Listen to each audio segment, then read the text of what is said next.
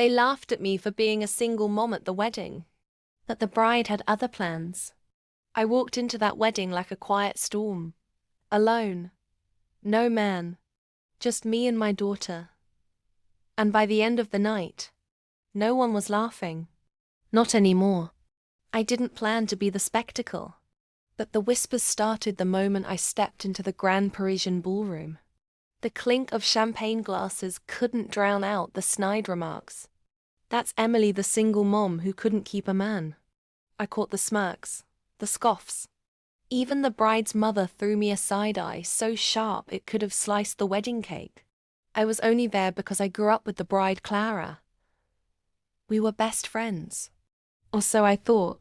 Turns out, people forget loyalty faster than they forget the hors d'oeuvres. I smiled through the humiliation. My daughter clung to my dress, sensing the tension. Someone even asked, "Where's Daddy?" Loud enough for half the hall to hear. I just bent down and whispered, "You and me, kid. That's enough." But then, the ceremony began. The groom, dashing and smug, stood at the altar like he was the prize. Clara walked in, breathtaking in white, arm linked with her father. And just before the vows, she stopped, dead, in her tracks, her eyes locked with mine. Then she took a deep breath, turned to the crowd and said, "Before I marry this man, there's something you all need to know." The room went silent. She pointed at the groom. "This man, Jason, he's not just my fiancé. He's also the man who got my best friend pregnant and walked away." Gasps, clutches of pearls. The groom froze, face ghost white. Yes, Jason was my daughter's father. I never told Clara. I thought she didn't know. But she found out, and turned her wedding into a war zone of justice. "You all mocked a single mom," Clara continued, voice cracking. "But Emily raised that child alone while this coward pretended she didn't exist.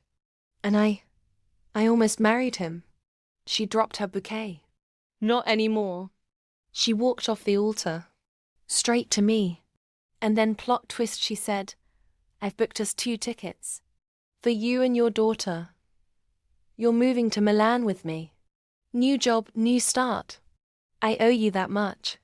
Jason tried to follow her. Security blocked him. He was escorted out like the trash he is. As for the audience, not a whisper left. Just open mouths and shattered illusions. Sometimes, revenge doesn't scream. It walks in wearing heels, holds its head high, and lets the truth explode like fireworks. So if you love real stories with savage endings, hit that subscribe button. Turn on notifications so you never miss the next tale of revenge served classy and cold. This is Cold Revenge, where every story hits hard, heals deep and leaves jaws on the floor.